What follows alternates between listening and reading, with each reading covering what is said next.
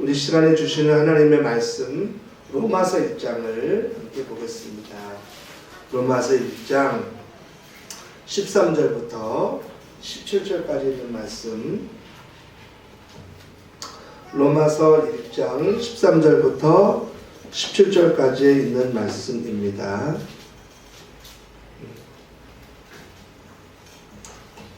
같이 읽어가도록 하겠습니다. 형제들아, 내가 여러 번 너희에게 가고자 하는 것을 너희가 모르기를 원하지 아니하노니, 이는 너희 중에서도 다른 이방인 중에서와 같이 열매를 맺게 하려 함이로되 지금까지 길이 막혔도다. 헬라인이나 야만인이나 지혜 있는 자나 어리석은 자에게 다 내가 빚진 자라. 그러므로 나는 할 수 있는 대로 로마에 있는 너희에게도 복음 전하기를 원하노라. 내가 복음을 부끄러워하지 아니하노니 이 복음은 모든 믿는 자에게 구원을 주시는 하나님의 능력이 됨이라. 먼저는 유대인에게요 그리고 헬라인에게로다.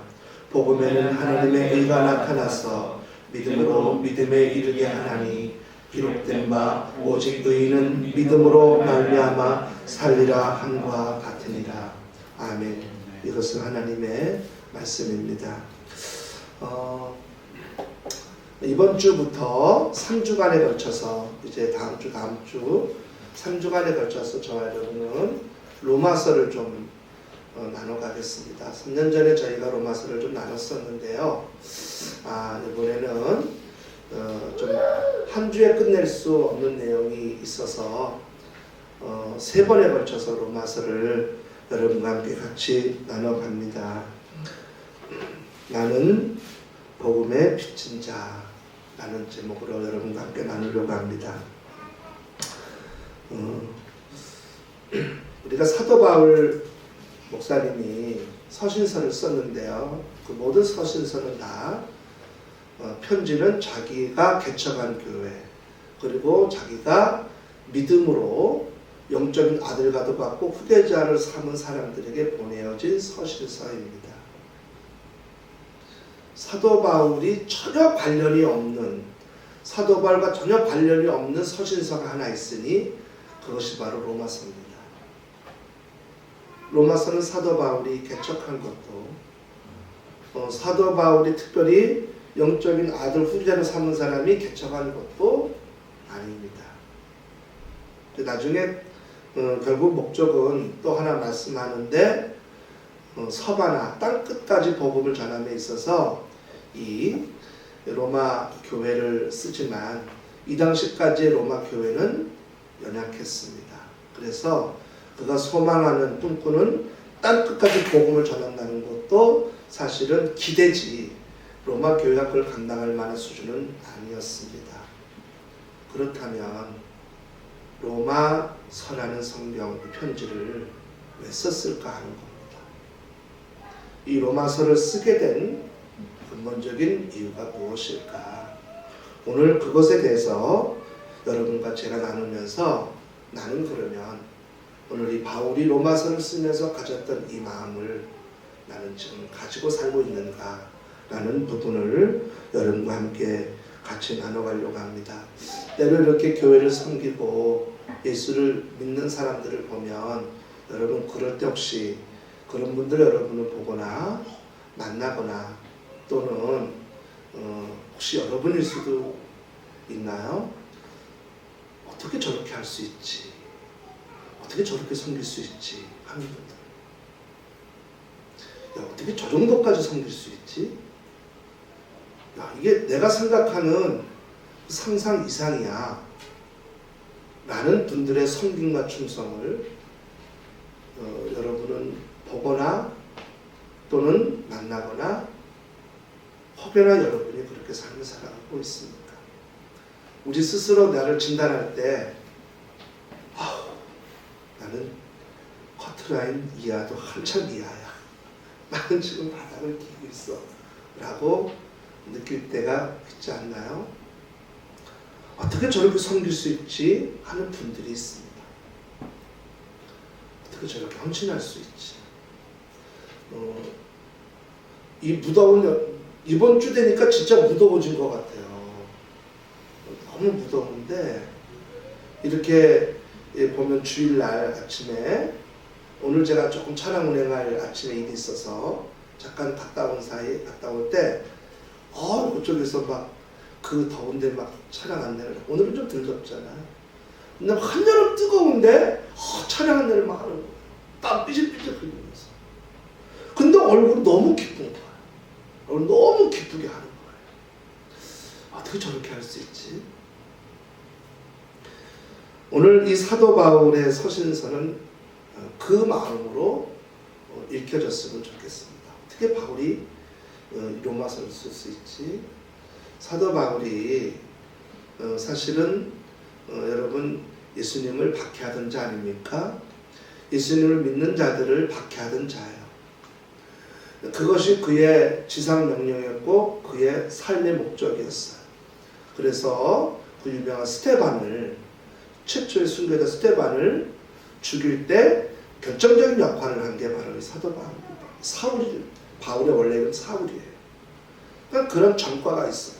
거기다가 다메섹이라는 곳에 예수 믿는 사람들이 모여 있다라고 하니까 그 당시 이제 사람들이 피난을 많이 갔어요. 이스라엘에서 피난을 가서 막 있는 곳이 그 터키 쪽이에요. 이 터키 쪽에 가서 많이 숨어서 예배를 드렸는데 카타콤이라고 들어보셨어요? 카타콤? 지하 무덤, 지하 동굴 교회, 카타콤이라고 그래요. 그런 것이 터키는 되게 많아요. 석향지대라 땅속에 굴이 되게 많은 거예요. 그래서 거기서 예배를 드리고 거기서 신앙을 지켰는데 그곳에 크리스찬들이 어디 모여있다는 얘기를 듣고 그곳에 예수님 믿는 사람을 잡으러 가다가 그가 다메섹 도상에서 예수님을 만난 거잖아요. 그래가지고 예수님 만나가지고 눈이 멀고 막 그냥 엄청난 그런 쇼크를 받는데 그것뿐만 아니라 예수님 음성까지 들었잖아요. 누구냐? 나는 내가 핍박하는 예수. 아주 예수님 다이렉트로 얘기잖아. 나는 내가 핍박하는 예수. 그리고는 아나니아라고 하는 예수님의 제자 중 한 명을 만나게 합니다. 그 아나니아를 통해서 이 예수님에 대한 이야기를 들어요. 자기가 알고 있던 예수, 자기가 정죄해야 되고 자기가 그 예수를 믿는 사람들을 잡아야 되니까 예수를 알아야 되잖아요. 자기가 알고 있던 예수가 아닌 잡아서 죽여야 될 그 대상, 그 잡아서 죽여야 될 그 사람들을 위한 정보, 인포메이션이 아닌 전혀 다른 예수의 이야기를 듣게 됩니다. 그걸 듣고 나서 어떤 일이 벌어지니까 당장 뛰쳐나가.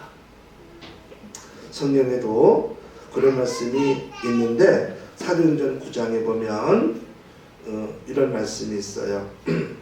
19절 20절에 음식을 먹음에 강건하여지더라. 사울이 다메섹에 있는 제자들과 함께 며칠 있을 때 즉시로 각 회당에서 예수가 하나님의 아들이심을 전파하니 이렇게 예수를 만나고 자기가 알고 있던 예수가 아닌 전혀 다른 예수에 대한 이야기를 듣자마자 쇼킹한 거예요. 쇼킹. 거룩한 쇼크를 받았어. 즉시 기력이 회복하자마자 예수님을 전하고 다니니까 이게 나중에 문제가 터진 거예요. 이게 유대인들이 잡아 죽이려고 막 난리가 난 거고 기독교인 중엔 위장 간첩이라고 하면서 난리가 나니까 안 되겠다. 무슨 사단이 날 것 같아서 이 사울을 그의 고향 다소로 돌려보냅니다. 그리고 그가 가서 10년을 머물게 되죠. 성경에는 되게 간단히 나왔는데 이 기간이 10년이에요. 다소에 가서 머무는 동안에 나중에 이제 베드로와 바나바에서 콜링이 돼가지고 주의를 하게 되는. 왜냐하면 이 많은 곳에 다니다 보니 이 사울이 변한 바울이 필요도 했고 너무나 간절히 복음 전하는 걸 원하고 있어서 이 사람을 콜링을 하게 되고 이 사람을 쓰게 되는 거예요. 놀라운 거예요. 그 마음이 변하지 않는 것이. 여러분 보세요. 은혜를 받잖아요. 근데 10년을 고향에 가 있었단 말이에요. 그런데 돌아와서 사역하는 게 하나도 안 되는 거예요. 그 간절함과 그 뜨거움과 회심의 마음이 변하지가 않은 거예요. 그가 복음 전파를 위해서 3차 전도여행까지 얼마나 1차, 2차, 3차 전도여행 다 했습니까? 얼마나 그 마음을 갖고 열심히 전했어요. 그런데 그 마음이 변하지 않는 거예요. 그러면 사람이 몇십 년이 지나도록 그 마음이 변하지 않았다면 그 사람한테 뭔가 있는 거잖아요, 지금. 여러분 보세요. 그 사람한테 뭔가 있는 거예요, 지금. 이 변하지 않았다는 것은. 그것을 우리는 이렇게 말합니다. 같이 한번 따라합시다. 은혜. 다시 한번 크게. 은혜. 네. 여러분이 가지고 있는 생각의 은혜는 어떻습니까? 카리스. 여러분은 한 번 예배를 듣고 나 은혜 받았어. 근데 그 다음에 나 은혜 없어. 연구 없다. 나 은혜 없다. 이렇게. 근데 이 바울은 얼마나 그 받은 은혜가 컸는지 그는 편지를 쓸 때마다 나는 은혜 받은 사람이라. 그래서 나는 예수님을 통해 다 아들이고 뭐 이렇게 변화됐잖아요. 사람들이 다. 근데 자기는 종이라. 오늘 성경에 여러분 5절을 한번 볼까요? 5절을 같이 한번 봐봐요. 1장 5절 시작. 그로 말미암아 우리가 은혜와 사솔의 직분을 받아 그의 이름을 위하여 모든 이방인 중에서 믿어 순종하게 하나니. 아멘. 요 내용을 제가 공동 번역으로 읽어드릴게요. 지금 여러분이 읽은 내용하고 공동 번역이 어떻게 번역했는지 제가 읽어드릴게요. 똑같은 내용이에요. 5절입니다. 내가 은총으로 사도직을 받은 것도 그분을 통해서였습니다. 이것은 모든 이방인들에게 하느님을 믿고 복종할 것을 가르침으로 그분의 영광을 드러내기 위한 것이었습니다. 좀 다르게 번역이 됐죠. 우리가 5절을 번역을 그런 말미암아 우리가 은혜와 사도의 직분을 받아라고 했는데 이걸 뭐라고 표현했냐면 내가 은총으로 사도직을 받아. 그러니까 그가 늘 한 번도 빼뜨리지 않는 단어가 뭐냐면 내가 은혜로 사도직, 내가 은혜로 구원함을, 내가 은혜로 죄 용서받은 그 모든 것들 속에 은혜라는 말을 집어넣은 것은 그는 은혜로 살고 있는 사람. 은혜.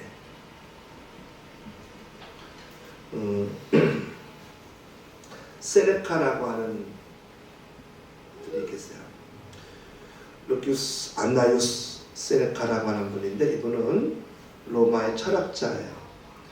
이 분이 활동하던 시기는 BC 4년부터 AD 65년이에요.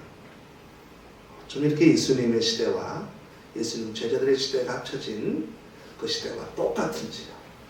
그때 세네카가 책을 썼는데 그 책의 이름이 베품의 즐거움이라는 책이에요. 베품의 즐거움. 로마 시대에 우린 늘 로마가 빼앗고 로마가 강탈하고 어떤 팍스 로마, 어떤 힘이 있는 로마 이야기만 우리가 좀 알고 있지만 사실 그 뒤에는 굉장히 그 당시에 철학자도 많았고 시인도 많았어요. 그런데 그 철학자 중에 이 세네카라고 하는 분이 베품의 즐거움, 나눔의 즐거움에 대해서 쓴 책에 이러한 내용이 담겨 있어요. 제가 좀 땄는데 그 책 내용 중에 은혜를 베푼 사람은 즉시 있고 은혜를 받은 사람은 절대 그 은혜를 잊지 않아야 한다. 은혜를 베푼 사람은 즉시 잊고 은혜를 받은 사람은 절대로 그 은혜를 잊어서는 안 된다라는 내용입니다. 사도 바울이 그 은혜가 어쩜 이렇게 변하지 않냐는 거예요. 끝까지 가는 거예요. 끝까지. 그 끝까지 가는 내용 속에 사도 바울이 갖고 있는 어떤 마음이 이 은혜를 지속하더라 이거예요. 즉 그 얘기를 하고 싶은 거예요. 그 은혜를 사람이라는 건 다 똑같아요. 사람은 다 사도 바울마저도 뭐라 그랬어요? 내가 육과 영 사이에 맨날 거기서 왔다 갔다 한다 그랬잖아요. 내가 맨날 이 죄와 의 사이로 왔다 갔다 하는 게 이 사도 바울이에요. 예수님 만난 사람인데도 불구하고. 그런데 어쩜 그 은혜를 이렇게 갈 수 있냐는 거예요. 도대체 이유가 있는 거잖아요. 은혜가 이렇게 갈 수 있었던 이유. 놀랍게도 성경은 이 바울이 이렇게 은혜를 가지고 이렇게 끝까지 갈 수 있었던 방법을 사도 바울의 입술을 통해서 설명했어요. 그게 바로 오늘 말씀이에요.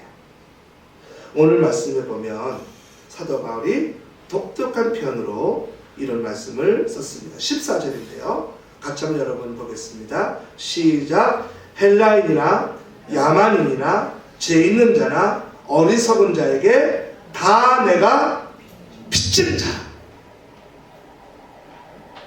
저를 보세요.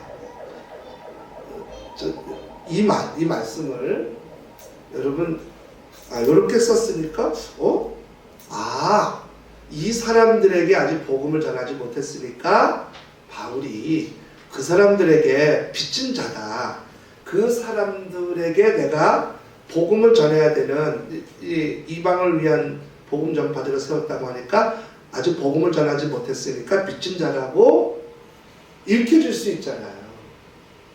이 내용 그대로요. 근데 이 내용을 쓰면서 바울이 가졌던 마음은 그들에게 빚진 게 아니라 누구에게 빚진 걸까?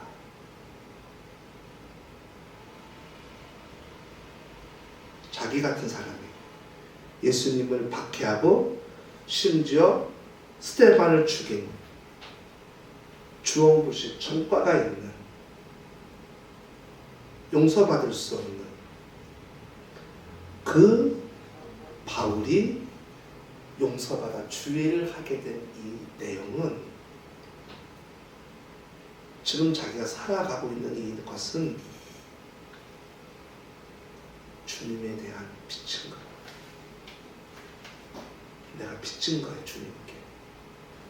내가 주님께 빚을 져서 살아가고 있으니까 사람들이 다 내게는 갚아야 될 사람으로 보이는 거죠. 그래서 이 내용이 14절에 헬라인이나 유대인이나 지혜 있는 자, 어리석은 자, 이건 그가 표현할 수 있는 모든 사람이라는 표현이죠. 모든 사람에게 내가 빚진 자라고 하는 이 내용 속에는 나는 예수님에게 빚진 자라는 내용. 덕구라는 개 이야기를 하십니까? 덕구가 15년을 살았어요. 시골에. 근데 이 덕구가 15년을 살았는데 목사님이 덕구가 죽은 주일에 설교하기를 나는 덕구만도 못하다고 고백을 한 거예요. 목사님이.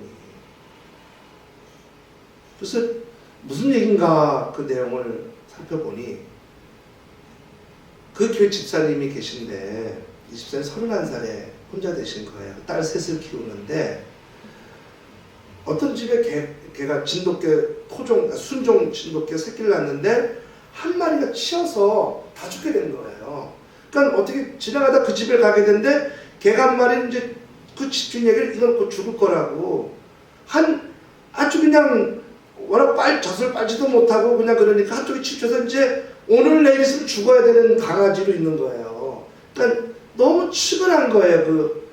이 집사님이 그래서 그 개를 나를 달라고 내가 우유를 먹여서 키우겠다. 그래서 그 개 강아지를 갖다가 정말 미움도 먹이고 그냥 우유도 먹이고 뭐 따뜻하게 해서 결국 그 정성은 이 개가 강아지가 살아난 거야. 이 강아지가 다 죽어가던 강아지를 살려나는데 이 다 죽어가던 강아지가 점점 커가지고 나중에 성견이 됐는데 놀랍게도 이 덕구가 이 집사님을 떠나지 않는 그 먼 길을 새벽 예배를 한 번도 안 빠졌는데 이 덕구가 한 번도 빠짐없이 새벽 예배를 같이 다니는 제가 이 예화 준비하다가 제 옛날에 저희 어머님하고 새벽 예배를 같이 다니던 저희 진돗개가 생각이 났어요. 저도 이제 13년 살았죠. 13년인가 14년 사는 이름도 얼마나 순수하고 투박하고 아름다운지 저희 개 이름은 덕구예요. 제가 처음에 덕구가 뭔지 몰랐어요. 그랬더니 영어로 개더라고요. 어릴 때는 몰랐어요. 덕구가 개인지를. 그래서 어쨌든 그냥 약간 덕구라고 부르는 거예요. 이 개가 저희도 어머니 따라 새벽 예배를 드리던 그런 개가 있었는데 이건 덕구라고 해서 저도 생각 순식간에 그 시골이니까 사투리로 덕구라고 준 것 같다 하는 생각이 제가 들긴 했어요. 어쨌든 이 덕구라는 개인데 이 개가 새벽 예배를 한 번도 안 빠지고 그 다음에 그 목사님 설교 내용으로는 저희 그 교회에서 제일 헌금을 많이 하는 개라는 거예요. 그 개가. 왜냐하면 시골에 무슨 돈이 있겠어요. 농사지어서 사시는 분들이 옛날에.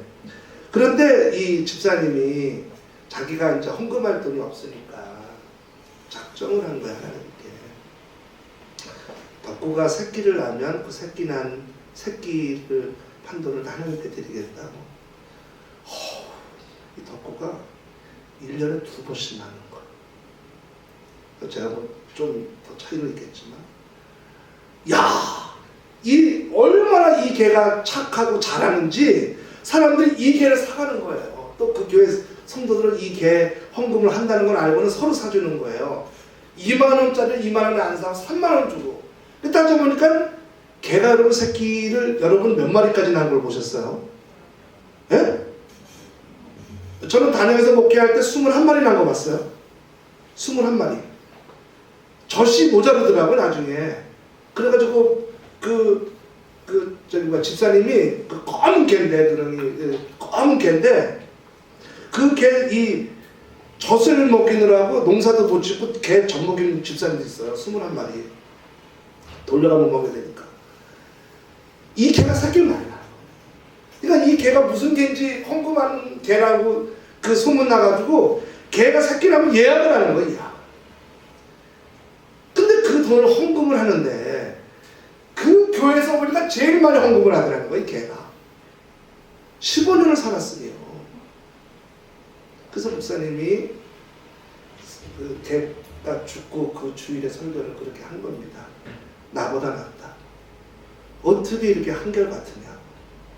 어떻게 이렇게 집사님에게 충성하는 게 한결같으냐? 어떻게 이렇게 마지막까지 헌금을 드렸냐? 죽기 전날까지 새벽 예배 온 거예요. 그래서 그 목사님 설교에 덕구가 나보다 낫다고 한 거예요. 덕구가. 왜요? 이 개는 은혜를 받은 거예요.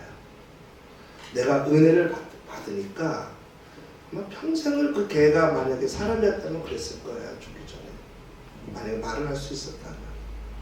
그 집사님과 개가 어떤 텔레파시가 통해서 그런 얘기를 들었을지 몰라도 만약에 사람이었다면 그 덕후가 그랬을 것 같아요. 나 다 못 갖고 간다.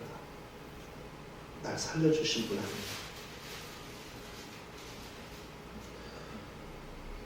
아브라함 링컨이 일리노이주 의회 의원을 23살에 선거에 나갑니다.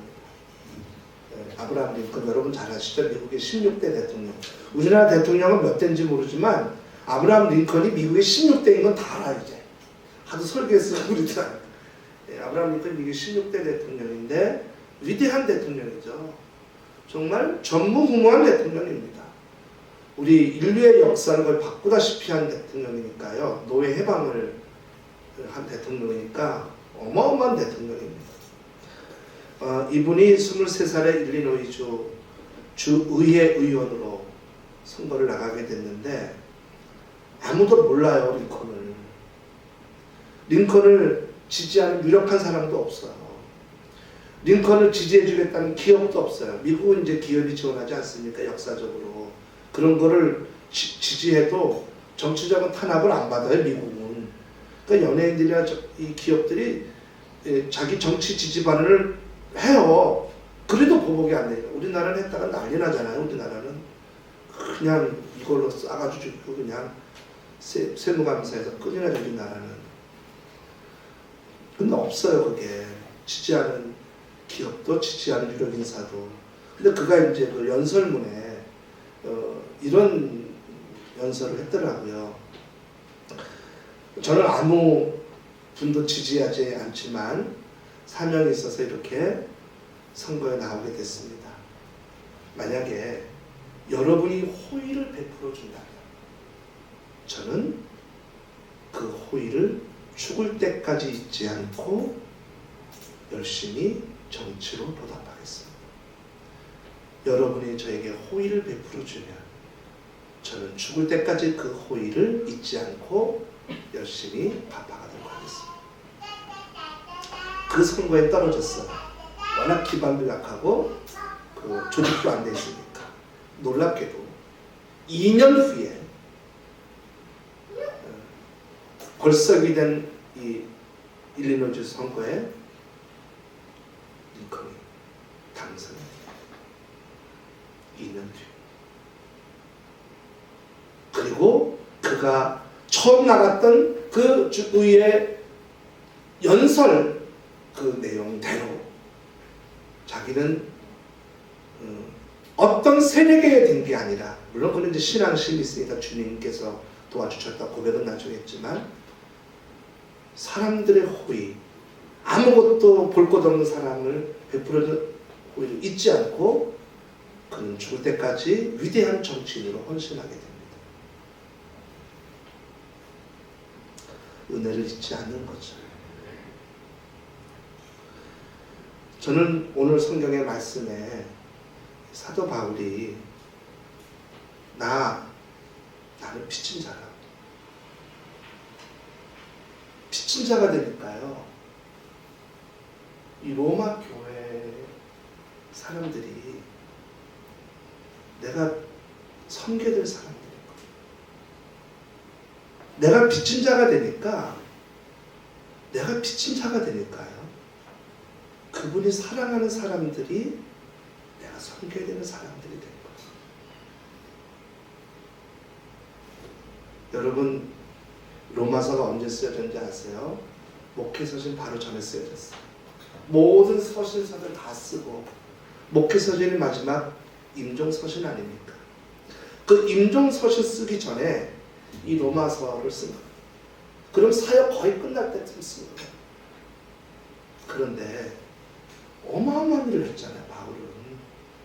이 초대교회 1차, 2차, 3차 전도여행, 알려진 4차 전도여행, 이 엄청난 역사를 이뤘잖아요.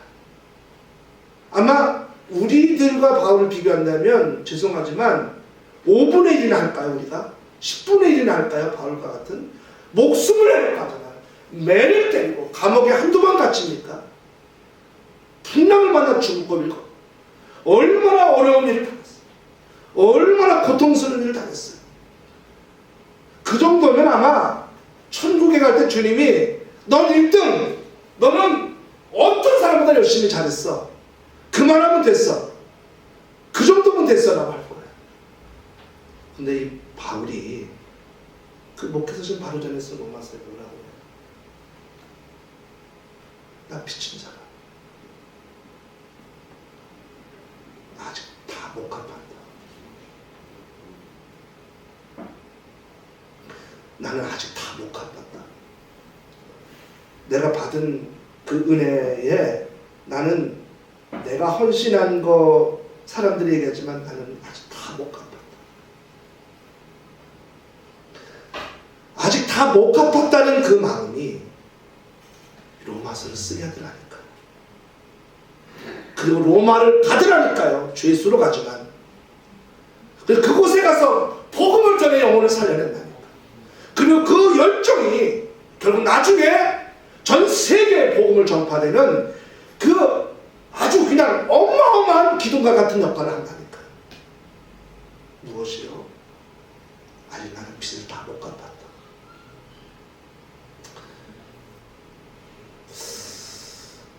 오늘 저와 여러분이 함께 예배드립니다. 오늘 저희 교인들끼리 보니까 또 좋네요. 여러분은 어떤 마음으로 지금 성결나가고 있습니까? 우리 옆 사람하고 한번 눈을 보면서 마스크 썼으니까 입은 안 보일 테니까 이렇게 했으면 좋겠습니다. 나는 아직 다 못 갚았습니다. 이렇게 좀 해줬으면 좋겠어요. 네, 옆 사람하고. 네.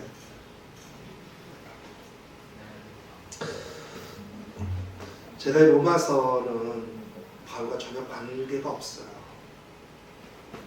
근데 여기다 다 쏟아졌어요. 이 바울. 제가 로마서를 왜 3번을 하겠습니까?